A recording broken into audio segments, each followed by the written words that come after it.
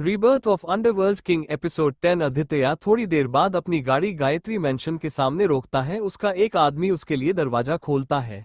आदित्य गाड़ी से उतरा और दूसरी तरफ जाकर उसने काशवी की तरफ का गाड़ी का दरवाजा खोला और उसे अपनी गोद में उठाया। काशवी आदित्य की तरफ एक बार देखती है और फिर सामने की ओर देखने लगती है।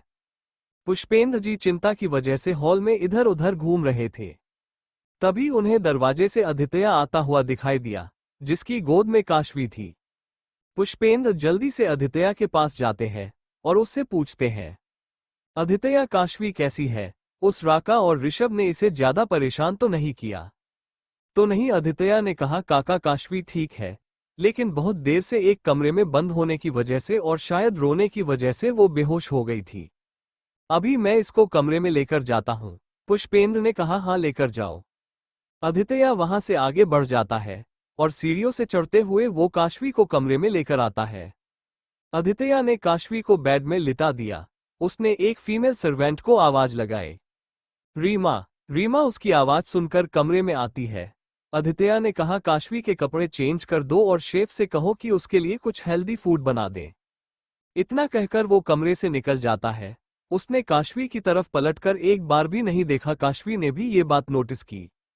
आदित्य के कहे मुताबिक वो फीमेल सर्वेंट काशवी के कपड़े चेंज करवाती है। उसके कपड़े चेंज करवाने के बाद वो कमरे से बाहर निकल गई। आदित्य कमरे में वापस आता है। काशवी बेड पर बैठी हुई थी। वो काशवी के बगल में जाकर बैठ गया। उसने ड्रॉर खोला और उससे ऑर्नामेंट निकाली और उसे उंगलियों में लेकर काशवी के गाल में हल्के हल्के से लगाने लगा। उसने देखा कि काशवी के गाल में काफी सूजन थी। काशवी के गाल में हाथों के छपे निशान और सूजन देखकर उसका एक बार गुस्सा फिर तेज हो गया। काशवी भी हाथ बांधे बैठी हुई थी। काशवी के होठों में भी कट था। आदित्य ने बहुत हल्के हाथ से उसके होठों में भी दवा लगाई। काशवी अभी सिर्फ आदित्य की तरफ एकटक देख रही थी। आदित्य भी काशवी के चेहरे को बहुत गौर से देख रहा था और मन में सोचता है, जानता हूं कि तुम इस वक्त क्या सोच रही हो, जानता हूं कि क्यों तुम इतनी खामोश हो, लेकिन प्लीज काशवी इस तरीके से शांत मत रहो, कुछ कहो मुझसे। अगर नहीं तुम मुझसे कुछ कहना चाहती तो कम से कम लड़ ही लो, लेकिन प्लीज ऐसे शांत मत बैठो, बहुत खल रही है मुझे तुम्हारी ये चुप्पी। सबूत और जो वीडियो तुमने देखा मैं जानता हूं उसे तुम नजरअंदाज नहीं कर सकती और उसे देखने के बाद तुम पर क्या असर हुआ है, कहीं ना कहीं वो तुम्हारे चेहरे से साफ पता चल रहा है। जब भी मैं सोचता हूं कि हमारे रिश्ते में कुछ सुधार आने लगा है, पता नहीं क्यों कुछ ना कुछ ऐसा हो जाता है कि तुम मुझसे दूर चली जाती हो। कमरे का डोर नॉक होता है। आदित्य ने अंदर आने को कहा। सर्वेंट के हाथ में खाना था। आदित्य ने कहा, इसे टेबल पर रख दो। सर्वेंट बेड की साइड टेबल पर खाना रखकर चला जाता है। वो वेजिटेबल सूप था। आदित्य ने सूप के बोल को अपने हाथ में उठाया और काशवी की मुंह की तरफ एक चम्मच बढ़ाया। काशवी क्या चेहरा अभी भी नीचे की तरफ था। आदित्य ने उसे थोड़ी सख्त और तेज आवाज में कहा, अपना मुंह ऊपर करो और इसे जल्दी से फिनिश करो। उसके तरीके से कहने से काश की अपना चेहरा ऊपर करती है। उसने आदित्य का गुस्से से भरा चेहरा देखा। आदित्य ने जबरदस्ती उसके मुंह के आगे चम्मच कर दिया। काशवी ने भी कुछ नहीं कहा और सूप पी लिया। आदित्य ने उसे पूरा सूप पिलाया। सूप खत्म होने के बाद उसने कहा, तुम आराम करो, मैं नीचे जा रहा हूं, कुछ भी चाहिए हो तो सर्वेंट से कह देना। सब हॉल में बैठे होते हैं तभी रॉकेट आता है। उसके पीछे और भी आदमी खड़े थे जिन्होंने राका और कुछ आदमियों ने ऋषभ को पकड़ के रखा था। राका जो व्हीलचेयर में घायल बैठा हुआ था और ऋषभ जिसके शरीर में काफी सारी चोटें थी, वो अपने पैरों पर खड़े भी नहीं हो पा रहा था। पुष्पेंद्र ने जैसे ही रॉकेट और राका को देखा तो उन्होंने गुस्से से रॉकेट से कहा, रॉकेट तुम इन दोनों को यहाँ क्यों लेकर आए हो? आदित्य ने कहा, काका मैंने ही रॉकेट को कहा था इन दोनों को यहाँ लाने के लिए।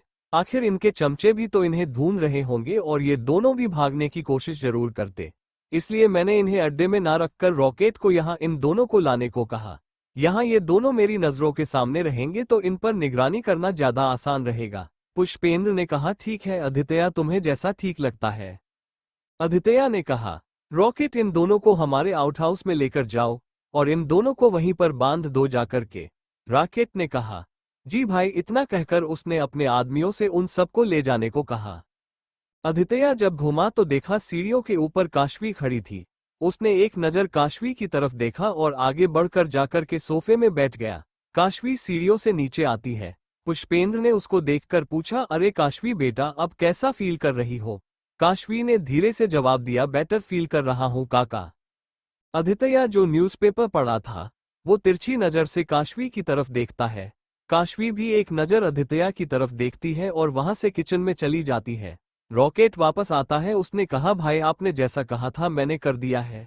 आदित्य बोला, गुड, अब तुम भी ऐसा कुछ खा पी लो, सुबह से मेरे साथ ही घूम रहे हो। जी भाई। रॉकेट डाइनिंग टेबल के पास जाता है। वो खाना खा रहा था। उसने पानी का ग्लास उठाकर पानी पिया, लेकिन उसने दरवाजे में कुछ ऐसा देखा जिससे उसके मुंह से पानी बाहर निकल गया और उसके हाथ से वो ग्लास छूट गया और नीचे गिरकर टूट गया। रॉकेट खांसने लगा। पुष्पेंद्र ने रॉकेट की तरफ देखा और कहा, रॉकेट कैसे खाना खा रहे हो, ढंग से खाना खाओ। रॉकेट अभी आंखें फाड़े दरवाजे की तरफ देख रहा था। आदित्य ने जब देखा कि रॉकेट दरवाजे की तरफ आंखें फाड़ कर देख रहा है तो उसने उसकी नजरों का पीछा करते हुए दरवाजे की तरफ देखा तो वो भी देखकर दंग रह गया। दरवाजे पर आशी खड़ी थी और उसके बगल में तेजस खड़ा था। दोनों के गले में वरमाला थी।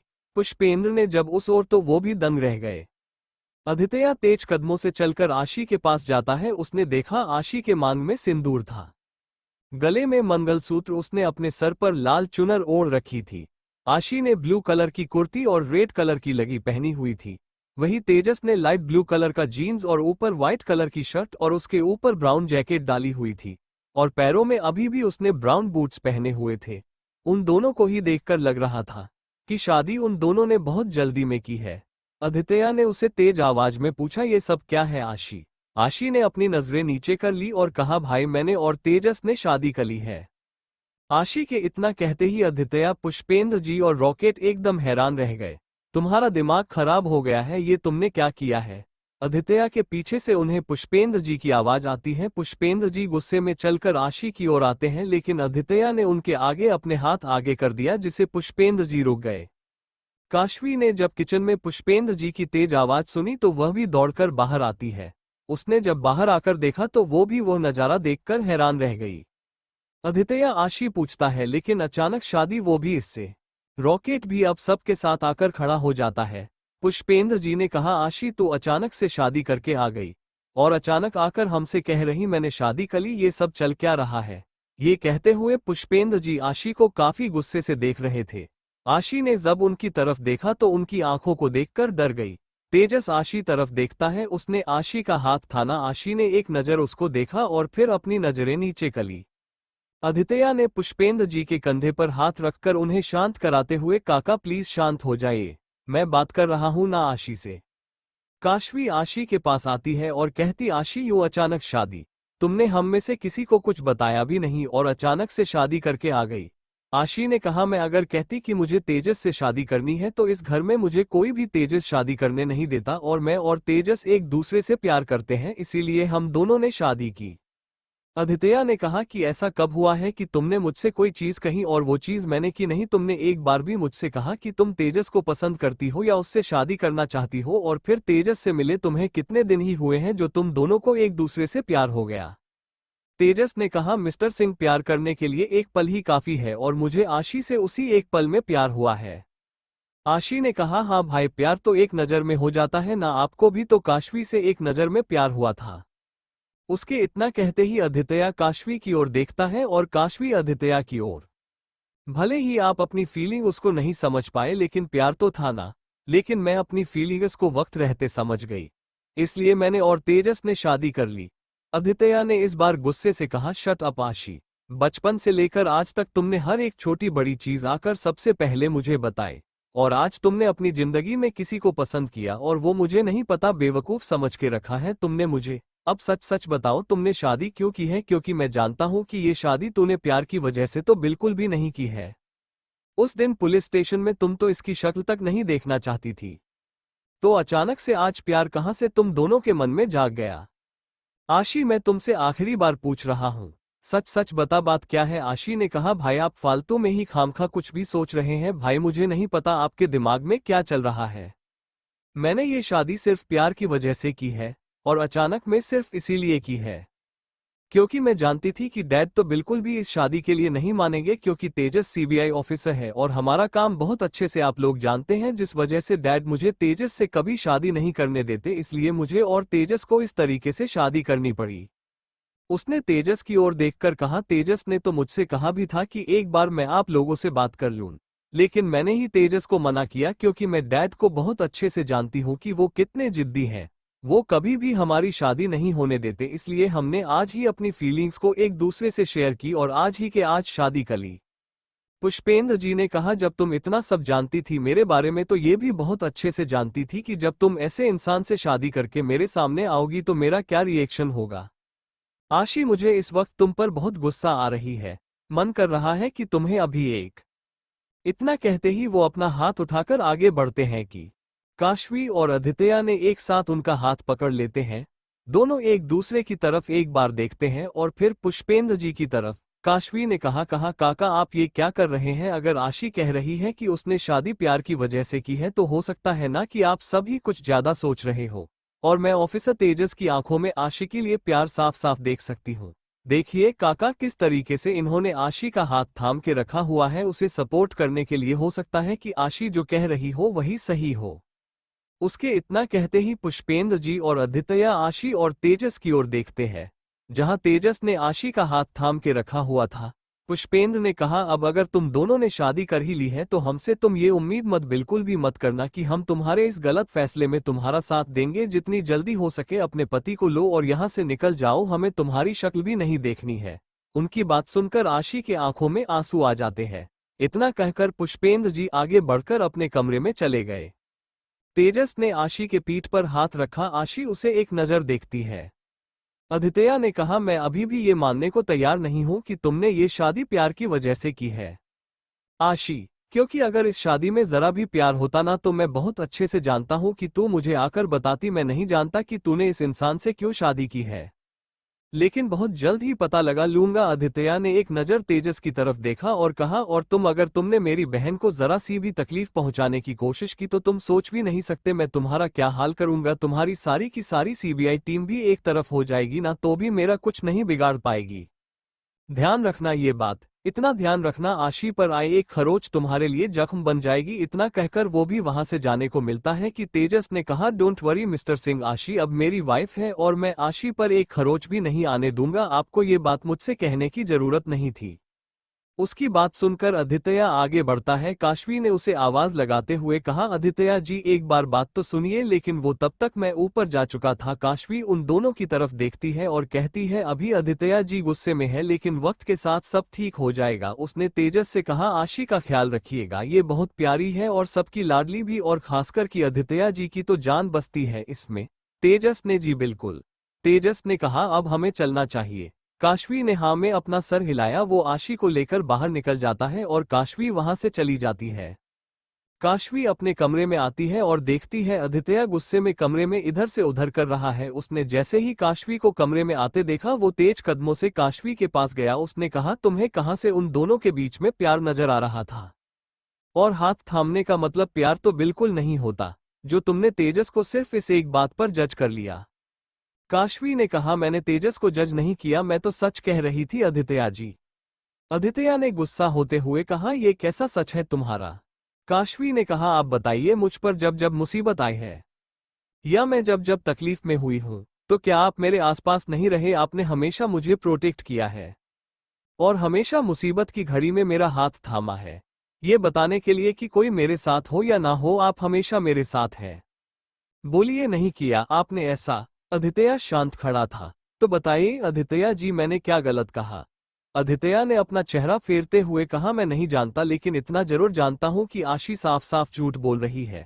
मैं मेरी बहन को बहुत अच्छे से जानता हूं। उसे मैं तब से जानता हूं जब उसने सही से अपने पैरों पर चलना भी नहीं सीखा था, और तब से लेकर आज तक मैंने उसे संभाला है। और तुम कह रही हो कि मैं उसे नहीं जानूंगा? मैंने ऐसा कब कहा? आदित्य जी, आप इस परिवार के हर एक मेंबर को बहुत अच्छे से जानते हैं, उनके बारे में सर उनसे भी ज्यादा अच्छे से आप जानते हैं, शायद इतना जितने इस घर में कोई अपने बारे में नहीं जानता। आदित्य जी, आपने ही मुझे ये एहसास कराया है, जब किसी को किसी से प्यार होता है ना तो वो इंसान अपने पार्टनर को बीच में नहीं छोड़ता, हमेशा उसके साथ रहता है। और वही चीज मैंने आज तेजस को करते हुए देखा आशी के लिए। आदित्य ने इस बार उसकी ओर देखकर बहुत सहजता से कहा, तभी शायद तुम हर बार मेरी फीलिंग का और मेरे प्यार का मजाक उड़ाती हो। इतना कहकर वो कमरे से बाहर निकल जाता है और काशवी बस उसे जाता हुआ देख रही थी। तेजस आशी को अपने घर लेकर आता है। ये एक बंगलो ही होता है जो गवर्नमेंट की तरफ से तेजस को मिला था। तेजस ने आशी से कहा, जानता हूं कि ये घर उतना बड़ा नहीं जितने बड़े घर में तुम पहले रहती थी, लेकिन ये घर हम दोनों के रहने के लिए काफी है और बड़ा भी, और इस घर के आसपास का एरिया और एटमॉस्फेयर भी बहुत अच्छा है। देखना तुम्हें यहाँ अच्छा लगेगा। आशी ने कहा, कोई बात नहीं, तुम होना मेरे साथ इतना ही काफी है। तेजस आशी को घर के अंदर लेकर आता है। जैसे ही आशी घर के अंदर आने वाली होती, तेजस ने कहा, अरे रुको, तुम पहली बार इस घर में आ रही हो, ऐसे कैसे आ सकती हो? रुको, मैं 1 मिनट में आता हूँ। इतना कहकर तेजस चला जाता और आशी दरवाजे पर खड़ी रहती है। कुछ देर बाद तेजस वापस आता है तो उसके आरती की थाली होती है। तेजस ने कहा, ये सब करने के लिए मेरी मॉम तो नहीं है, क्योंकि मॉम और डैड हमारे होम टाउन में रहते हैं, इसीलिए मैं कर रहा हूँ। आशी की तरफ देखकर मुस्कुरा दी। तेजस ने आशी की आरती की और उसे अंदर आने को कहा। आशी घर के अंदर आती है। उसने देखा घर ज्यादा बड़ा नहीं था, लेकिन बहुत खूबसूरत था। हर एक चीज अपनी जगह पर सलीके से रखी हुई थी और घर का इंटीरियर भी काफी अच्छा था। तेजस आशी को अपने रूम में लेकर जाता है। ये मेरा रूम है। आशी रूम को ध्यान से देखती है, जहां सामने की तरफ बेड रखा हुआ था और बेड के दोनों साइड में साइड टेबल और राइट हैंड साइड में एक खिड़की थी। आशी जाकर खिड़की के पास खड़ी होती है और बाहर की तरफ का नजारा देखती है, जहां से दूर दूर तक हरे भरे पेड़ दिख रहे थे। आशी ने कहा, वैसे तुम्हारा घर ना बहुत पीसफुल एरिया में, मुझे ये जगह बहुत प्यारी लगी। तेजस उसके पास आया और उसको बैक हक करके उसके दोनों हाथ अपने हाथ से पकड़कर आशी के पेट में रखकर कहता है, थैंक गॉड कि तुम्हें घर पसंद आया और ये जगह भी, वरना मुझे तो लगा पता नहीं तुम्हें पसंद आएगा भी या नहीं। आशी, मैं जानता हूं कि तुम अपनी फैमिली से इस वक्त दूर हो, तुम्हारी फैमिली तुमसे नाराज है, लेकिन देखना वो बहुत जल्दी मान जाएंगे। इतना कहते ही तेजस ने आशी के गले में किस की। आशी के तो पूरे शरीर में एकदम से कट सा दौड़ गया। उसने अपने हाथों की मुड़ियां बांध ली। तेजस ने आशी के गले में किस किया। आशी के पूरे शरीर में एक कट सा दौड़ गया। आशी तुरंत तेजस की तरफ मुड़ गई। उसने अपनी कांपती आवाज में कहा, वो मैं क्या हम? तेजस ने कहा, मैं जानता हूं तुम क्या सोच रही हो। आज ही हमने अपनी फीलिंग्स एक दूसरे से शेयर की और आज ही हमारी शादी हो गई, और अब ये सब मैं जानता हूं, सब कुछ हमारे बीच में बहुत जल्दी हुआ है। पता है आशी, जब तुमने मुझे बीच रोड में सबके सामने प्रपोज किया ना, तो मैं तो तुम्हें मना ही नहीं कर पाया यार। तुमने मुझे इतना स्वीटली जो प्रपोज किया, कैसे मना करता? तुम्हें पता है, जब मैंने तुम्हें पहली बार देखा था ना, तो तुम ना मुझे एकदम नेचुरली और तीखी मिर्ची लगी थी, लेकिन कभी सोचा नहीं था कि कभी भी उसी की तीखी मर्जी से मुझे इतना प्यार होगा। जो तुम्हें देखकर मुझे कुछ फील तो होता था, लेकिन शायद अपनी फीलिंग्स कभी पहचान नहीं पाता। अगर तुम मुझे प्रपोज नहीं करती तो शायद मैं अपनी फीलिंग तो कभी पहचान ही नहीं पाता, तो मैं बता भी नहीं पाता। तेजस ने आशी का हक किया। तुम नहीं जानती आज से आज मैं कितना खुश हूं, ऐसे लग रहा है एक पल में मुझे सारी खुशियां मिल गई। आशी ने भी उसे हक कर लिया। तेजस उससे अलग हुआ। उसने आशी को गोद में उठाया पर बेड की ओर ले जाने लगा।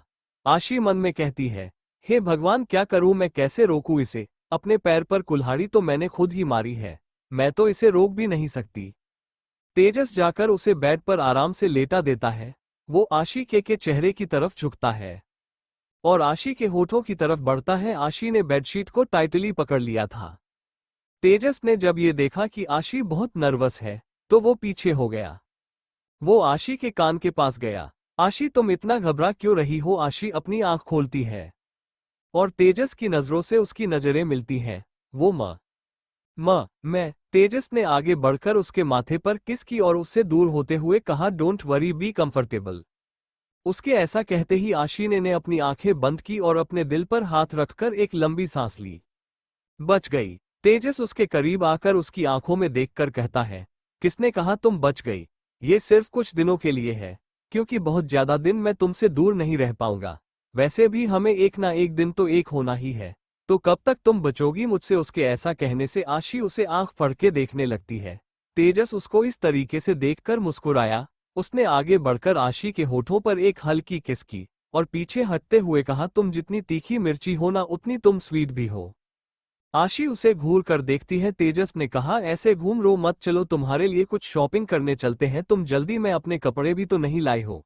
आशी ने उसे घूरते हुए ही कहा, चलो, वरना तुम सिर्फ मुझे ताने मारते रहोगे। तेजस को उसकी बात सुनकर हंसी आ गई और फिर तेजस आशी को शॉपिंग के लिए लेकर जाता है। काशवी पुष्पेंद्र जी की कमरे में जाती है। पुष्पेंद्र जी इस वक्त सोफे में टिक कर अपने एक हाथ में ड्रिंक का ग्लास लिए हुए बैठे थे। काशवी दरवाजे में खड़े होकर का, काका मैं अंदर आ जाऊं? पुष्पेंद्र जी ने कहा। आओ। काशवी अंदर जाती है। काका, मैं जानती हूँ कि आज आशी ने जो किया कहीं ना कहीं उस सब से आपको तकलीफ हुई है, लेकिन काका आपके ऐसे बिहेवियर से आशी को भी उतनी ही तकलीफ हुई है। काका प्लीज उससे एक मौका दीजिए, उसकी शादी को एक मौका दीजिए, उसे समझने की कोशिश कीजिए। पुष्पेंद्र जी ने कहा, आशी अभी बच्ची है, हमने अंडरवर्ल्ड में रहकर भी कभी उसे किसी गलत संगत में रहने नहीं दिया, अपने काम से हमेशा उसे दूर रखा है, दुनियादारी की समझ भी उसके अंदर नहीं है।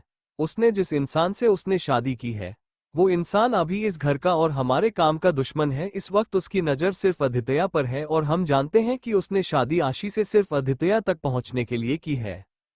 काशवी ने देखा कि पुष्पेंद्र जी के चेहरे में इस वक्त कितनी बेचैनी है। उसने कहा, लेकिन काका ऐसा भी तो हो सकता है ना कि सच में उन दोनों ने शादी प्यार की वजह से की हो, जैसा आप लोग सोच रहे हो ऐसा ना हो। आप ये सोच के अदित्या जी ने भी तो मुझसे शादी जबरदस्ती की थी। जब आपको उनके इस तरीके से शादी करने से कोई प्रॉब्लम नहीं थी तो आशी के इस तरीके से शादी करने से प्रॉब्लम क्यों है? पुष्पेंद्र जी ने इस बार थोड़ी सख्त आवाज में कहा, काशवी तुम तेजस और अदित्या की तुलना एक दूसरे से मत करो। हमारा अदित्या भले ही गलत रास्ते में चलता है, उसकी चीजें करने का तरीका गलत है, लेकिन उसकी इरादे वो कभी गलत नहीं होते। अदित्या ने तुमसे शादी जिस भी वजह से क्यों ना की हो, वो बदला था या प्यार था मैं नहीं जानता, लेकिन शादी के बाद उसने कभी भी तुम पर एक आंच आने दी, तुम्हें कभी तकलीफ होने दी। लेकिन मैं जानता हूं कि इस शादी में प्यार तो बिल्कुल नहीं है। ये शादी सिर्फ मकसद के लिए की गई है, और एक बार को मान भी लिया कि ये मकसद के लिए नहीं की गई है, तो क्यों ये शादी इतनी जल्दबाजी में हुई, ये बात सोची तुमने? काशवी ने कहा, अदित्या जी को वो कभी आशी के साथ या किसी अपने फैमिली मेंबर के साथ कुछ गलत नहीं होने देंगे। भले ही आशी हमारे नजरों के सामने नहीं है, लेकिन मैं जानती हूँ कि अदित्या जी तभी उसे प्रोटेक्ट करेंगे। आपको तेजस पर भरोसा नहीं मैं जानती हूँ, लेकिन आपको अदित्या जी पर तो भरोसा है ना? और काका प्लीज अच्छा अच्छा सोचे, सब अच्छा ही होगा। एक बार अब तेजस को मौका देकर देखिए, इस शादी को मौका देकर देखिए आशी के लिए। काका मुझे लगता है तेजस गलत इंसान नहीं है, वो आशी से प्यार करते हैं, मैंने उनकी आंखों में प्यार और फिक्र देखी है आशी के लिए। पुष्पेंद्र ने कहा, वो सब एक ड्रामा था। उसने मेरी बेटी को बहला फुसलाकर शादी की है तो ड्रामा तो करेगा ही ना, ये दिखाने के लिए कि उसे कितनी फिक्र है आशी की, और तुम आ गई उसके दिखावे में। लेकिन हम नहीं आए। अगर तेजस की वजह से मेरी बेटी को जरा सी भी तकलीफ हुई, हमें बिल्कुल बर्दाश्त नहीं करेंगे। और अब हमें इस बारे में आगे कुछ बात नहीं करना चाहते, तुम अभी यहाँ से जाओ। काशवी कमरे से बाहर आती है। काशवी जब कमरे से बाहर निकली तो उसने देखा सामने अदित्या खड़ा है, उसके चेहरे में एकदम कोल्ड एक्सप्रेशन थे। अदित्या ने काशवी का हाथ कसकर पकड़ा और उसे वहां से लेकर जाने लगा।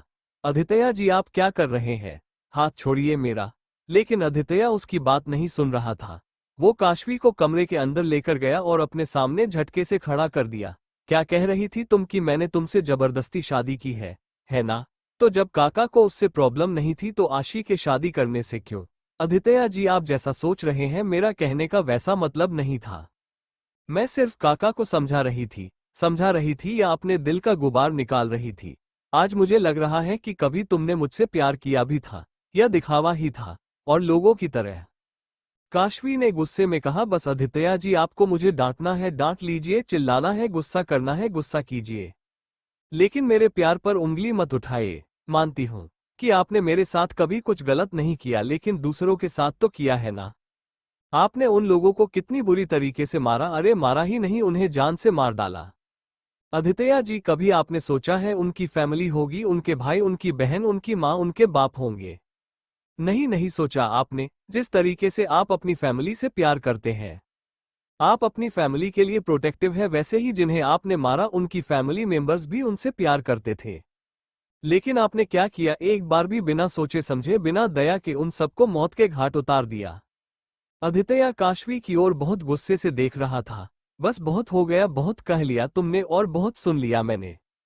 अदित्या ने काशवी के कंधे पकड़कर अपने करीब किया और उसके चेहरे के पास जाकर कहा, मैं डेविल हूं, वो इंसान जिसके सीने में दिल नहीं है, और जब तुमने मुझसे प्यार किया था ना, तभी तुम्हें सोच लेना चाहिए था कि तुम एक ऐसे इंसान से प्यार करती हो जिसके सीने में ना ही दिल है ना ही दया है तो सिर्फ नफरत, जो बचपन से मैं अपने सीने में लेकर घूम रहा हूं। काशवी इस वक्त अदित्या को अपनी आंसू भरी आंखों से देख रही थी।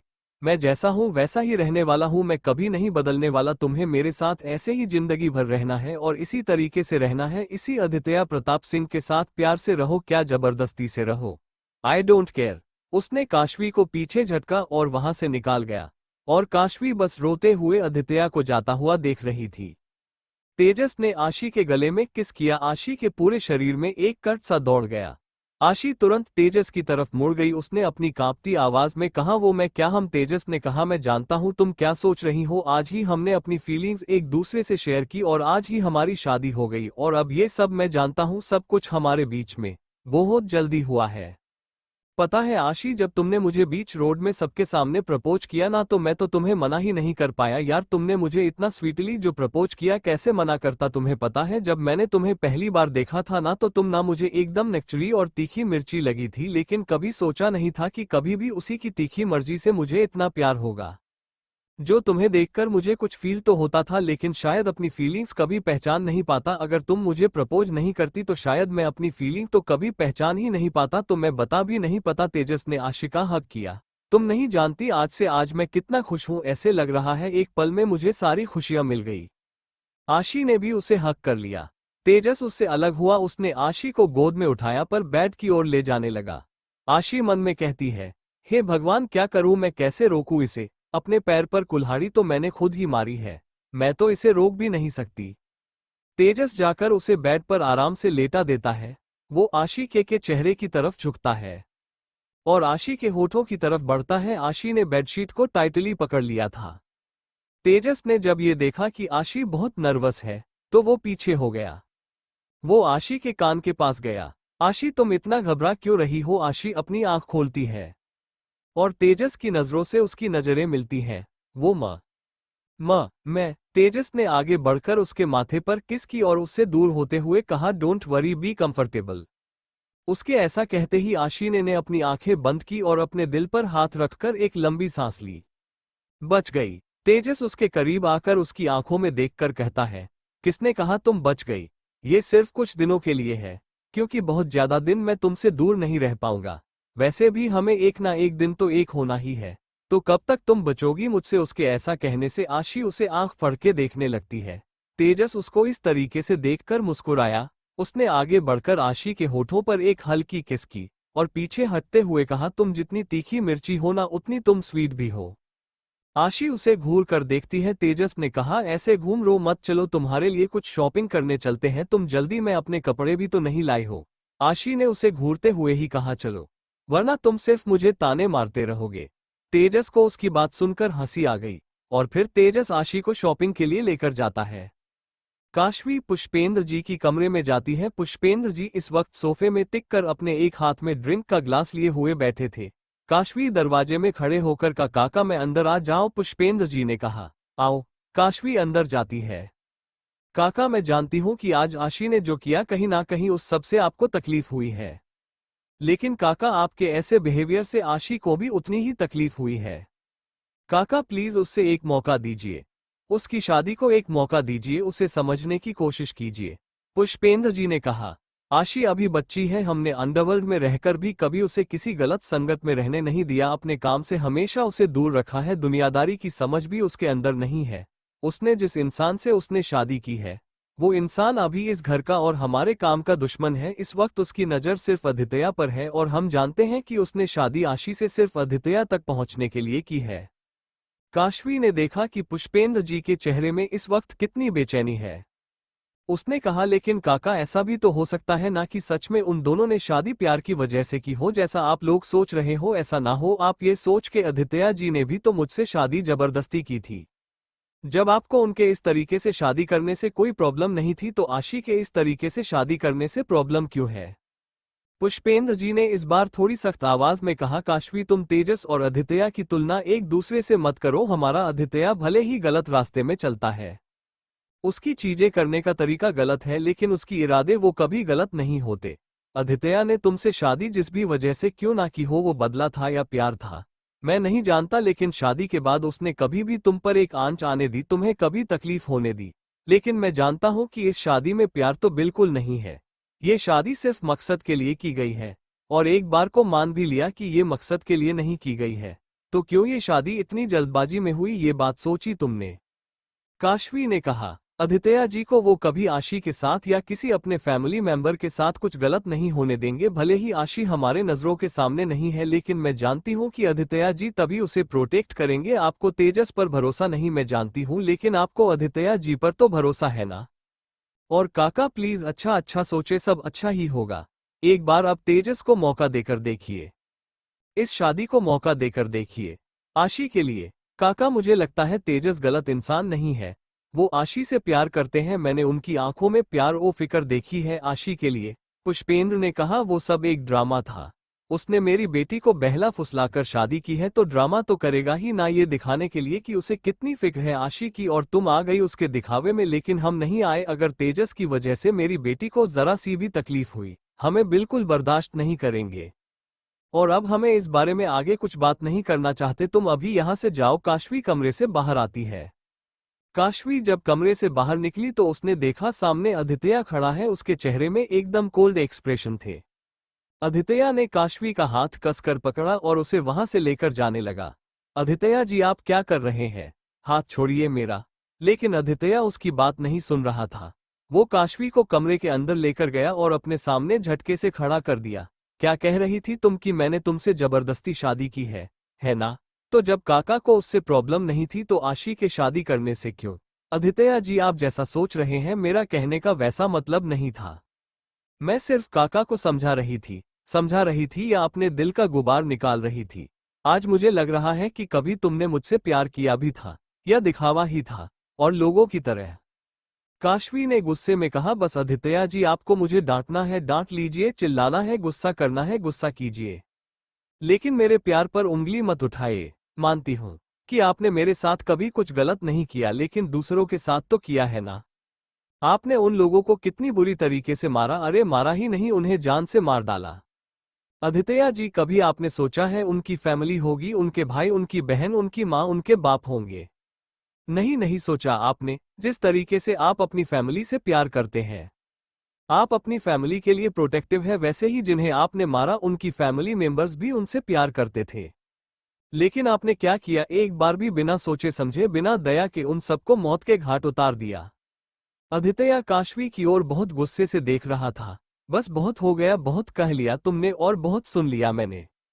आदित्य ने काशवी के कंधे पकड़कर अपने करीब किया और उसके चेहरे के पास जाकर कहा, मैं डेविल हूं, वो इंसान जिसके सीने में दिल नहीं है। और जब तुमने मुझसे प्यार किया था ना, तभी तुम्हें सोच लेना चाहिए था कि तुम एक ऐसे इंसान से प्यार करती हो जिसके सीने में ना ही दिल है ना ही दया है तो सिर्फ नफरत, जो बचपन से मैं अपने सीने में लेकर घूम रहा हूं। काशवी इस वक्त आदित्य को अपनी आंसू भरी आंखों से देख रही थी। मैं जैसा हूं वैसा ही रहने वाला हूं, मैं कभी नहीं बदलने वाला। तुम्हें मेरे साथ ऐसे ही जिंदगी भर रहना है और इसी तरीके से रहना है, इसी आदित्य प्रताप सिंह के साथ प्यार से रहो, क्या जबरदस्ती से रहो, आई डोंट केयर। उसने काशवी को पीछे झटका और वहां से निकाल गया, और काशवी बस रोते हुए आदित्य को जाता हुआ देख रही थी। आदित्य अपने ब्लैक रूम में जाता है, उसने वहां पर रॉकेट को बुलाया। रॉकेट उसके कमरे में आता है। आदित्य ने कहा, रॉकेट मुझे जानना है कि आशी ने इतनी जल्दी में तेजस से शादी क्यों की है, और तेजस के ऊपर नजर रखो और आशी के ऊपर भी। जी भाई, मैं अपने कुछ आदमियों को ऑफिसर तेजस के घर के आसपास निगरानी करने के लिए गए कह देता हूँ। हम आदित्य ने कहा और तेजस वहां से चला गया। रात में आदित्य जब अपने कमरे में जाता है तो देखता है काशवी एक तरफ होकर सो चुकी थी। आदित्य धीरे कदमों से उसके पास जाता है और उसके पास जाकर घुटनों के बल बैठ जाता है। आदित्य नीचे झुकता है और काशवी के सर पर हाथ फेरता है और बहुत धीरे से कहता है, जानता हूं कि आज मेरे कहे शब्दों से तुम्हें कितनी तकलीफ हुई है, लेकिन मैं क्या करूं, तुम बार बार मुझे एहसास कराती हो कि तुम मेरे साथ सिर्फ जबरदस्ती हो। क्यों तुम मुझे समझने की कोशिश नहीं करती हो? उन सबूतों को देखने के बाद तुम्हारा रिएक्शन गलत नहीं था, लेकिन मेरा सच यही है काशवी, मैं ऐसा ही हूं और ऐसे ही रहने वाला हूं। सॉरी, मैंने तुमसे जिस तरीके से बात की, मैं तुमसे वैसे बात नहीं करना चाहता था काशवी, लेकिन तुम्हारे कहे गए शब्द मुझे तकलीफ पहुंचाते हैं। क्यों नहीं समझती हो तुम कि तुम्हारी एक एक बात से मुझे कितना फर्क पड़ता है? तुम्हारी नाराजगी से फर्क पड़ता है, जब तुम मुझसे बात नहीं करती तो कितना खाली खाली सा लगता है। क्यों तुम मुझसे बोला था कि वजह से हमारा रिश्ता खराब कर रही हो, प्लीज मत करो ऐसा। वो कुछ देर काशवी को ऐसे ही निहारता रहा। और कुछ देर बाद उठकर वो वॉशरूम चला गया। उसके जाने के बाद काशवी अपनी आंखें खुलती है और अपना सर घुमाकर बाथरूम की तरफ देखती है। कुछ देर बाद आदित्य वॉशरूम से वापस आता है। काशवी फिर से सोने का नाटक करती है। आदित्य जाकर उसके बगल में लेट जाता है। दोनों अपने अपने साइड में करवट लेकर लेटे थे और कुछ देर में उन्हें नींद भी आ गई। अगले दिन रिहान घर आता है। उसे घर में जब कोई नहीं देखता तो उसने रॉकेट से पूछा, रॉकेट घर में कोई दिख नहीं रहा है, ना काका ना भाई ना आशी और वो काशवी। रॉकेट ने कहा सब अपने अपने काम से गए हैं, काशवी मैम अपने कमरे में है। और आशी मैम, उसने थोड़ा रुकते हुए कहा। रिहान ने उसको इस तरीके से रुकते हुए देखा तो पूछा, क्या हुआ आशी को? भाई वो ठीक है, लेकिन आशी मैम ने शादी कर ली है, ऑफिसर तेजस से उनके घर में है। रिहान ने जैसे ही सुना मानो उसे अपने कानों पर यकीन नहीं हो रहा था। क्या आशी ने शादी कर ली? अचानक मुझे सिर्फ घर से गए हुए 2 दिन हुए कि 2 दिन में इतना कुछ हो गया घर में। यूं अचानक आशी ने शादी कर ली, वो भी ऑफिसर तेजस से। उसे पूरी दुनिया में दूसरा कोई इंसान नहीं मिला। क्या वो ऑफिसर तेजस ही मिला था? रिहान ने गुस्से में कहा, पता नहीं सब क्या हो रहा है। इतना कहते हुए वो ऊपर अपने कमरे की ओर चला गया। काशवी अपने कमरे से बाहर की ओर जा रही थी, तभी उससे कुछ आवाज नहीं आती है। ये आवाज उसे आउटहाउस से आ रही थी। काशवी आउटहाउस की तरफ जाती है तो उसने देखा वहां पर राका और ऋषभ को आदित्य और उसके आदमी बहुत बुरी तरीके से मार रहे हैं। काशवी दौड़कर उसके के पास जाती है और कहती है, आदित्य जी आप क्या कर रहे हैं? आप मार डालेंगे क्या इन्हें? आदित्य ने तंज भरी आवाज में कहा, मार डालूंगा? ऐसा तो नहीं होने वाला कि मैं इन दोनों को मार डालूं एक बार में। इन दोनों को मारकर मुझे एक ही बार में इन दोनों का किस्सा नहीं खत्म करना है। इन दोनों को तो मैं तड़पा तड़पा कर मारूंगा। चीखों की आवाज सुनकर रिहान भी वहां तक आ जाता है। रिहान ने जब राका और ऋषभ को देखा तो वो भी उन दोनों को वहां देखकर हैरान था। वो कमरे के अंदर गया और चेहरे में आश्चर्य के भाव लिए हुए हैं, कहता है, ये दोनों यहाँ कर क्या रहे हैं?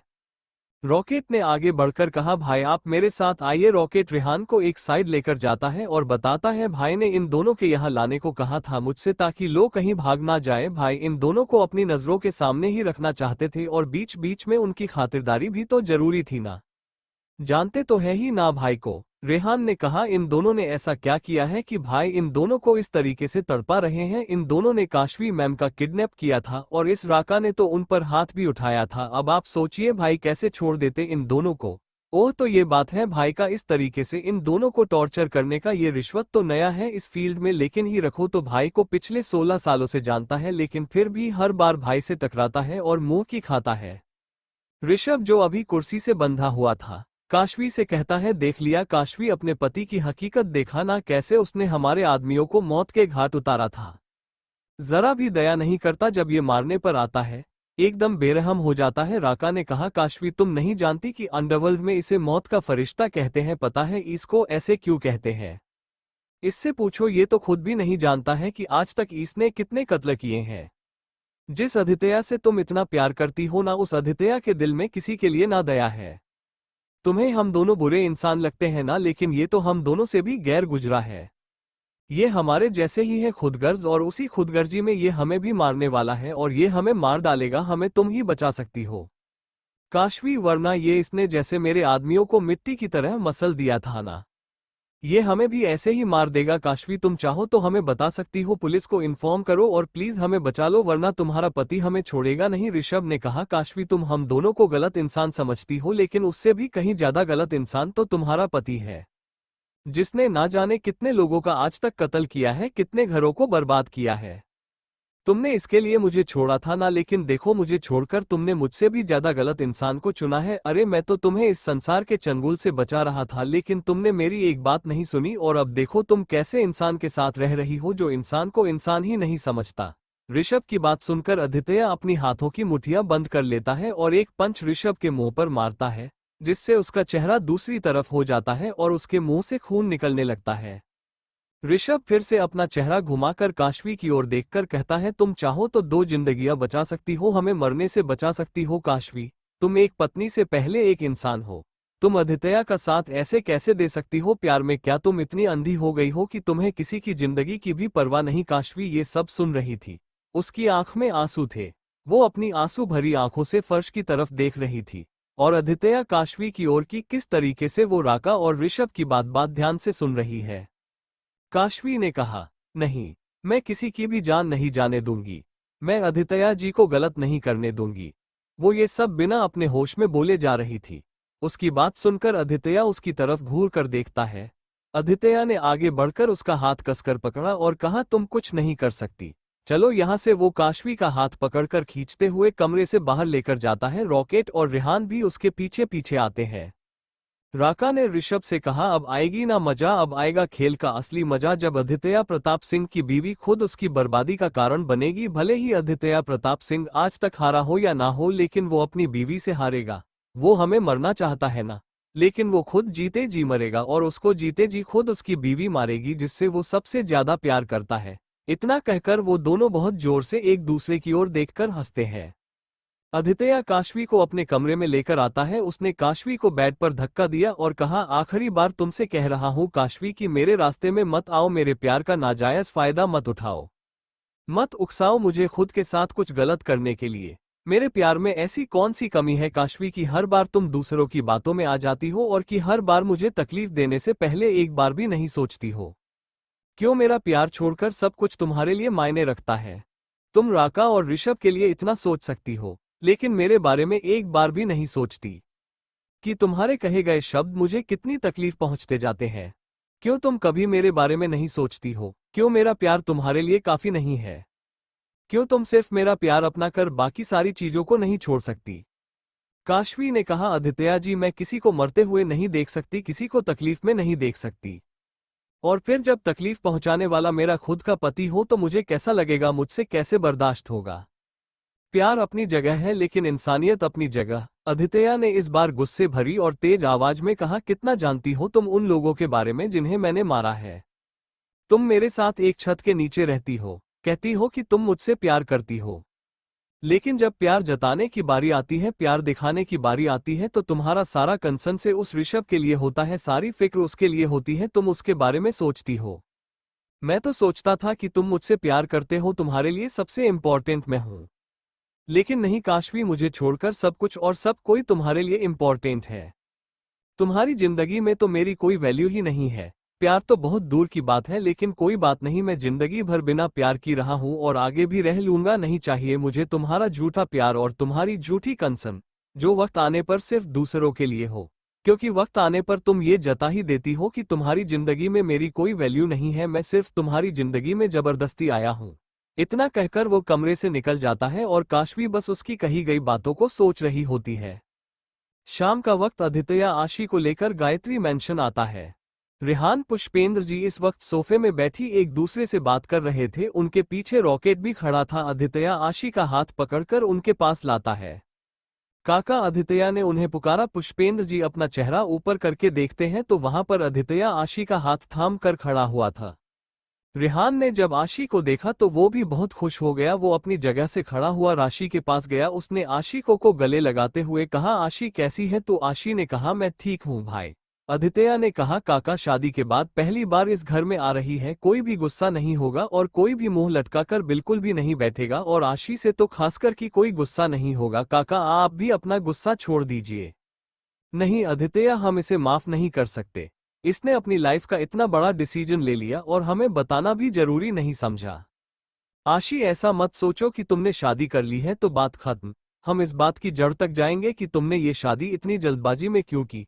फिलहाल अगर आदित्य तुम्हें यहाँ पर लाया है तो इस घर की बेटी की तरह तुम कभी भी आ सकती हो, क्योंकि यहाँ हमारे अलावा भी और लोग रहते हैं। लेकिन हमसे ये उम्मीद मत करना कि हम तुम्हें माफ कर देंगे, क्योंकि तुमने हमें एकदम ही गैर समझ लिया कि अपनी जिंदगी का इतना बड़ा फैसला ले लिया। इतना कहकर वो वहां से चले जाते हैं। आदित्य आशी की ओर देखता है और कहता है, ऐसे मुंह लटकाने की जरूरत नहीं है, काका का गुस्सा बस थोड़े दिन का ही है। और जब उनको विश्वास हो गया ना कि तेरी और तेजस की शादी में कोई गड़बड़ नहीं है तो देखना वो भी नॉर्मल हो जाएंगे और तुझे, तेजस को और तुम दोनों की शादी को वो अपना लेंगे। लेकिन उनका गुस्सा करना जायज है, जिस तरीके से तूने शादी की है। आशी काका ने बहुत सपने सजाए थे तुम्हारी शादी को लेकर, लेकिन वो पूरे नहीं कर पाए। बस शायद इस बात का ही उन्हें बुरा लगा है और हम सबको।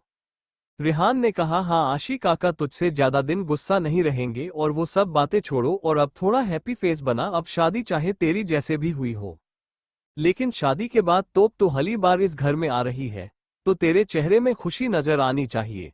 जैसे बाकी लड़कियों के चेहरे में होती है जब वो अपने घर आती है शादी के बाद पहली बार। आशी ने थोड़ी मासूमियत से कहा, भैया पहली नहीं दूसरी बार आ रही हूँ। उसके बाद सुनकर रिहान ने अपनी आईब्रो को आपस में जोड़ते हुए पूछा, दूसरी बार?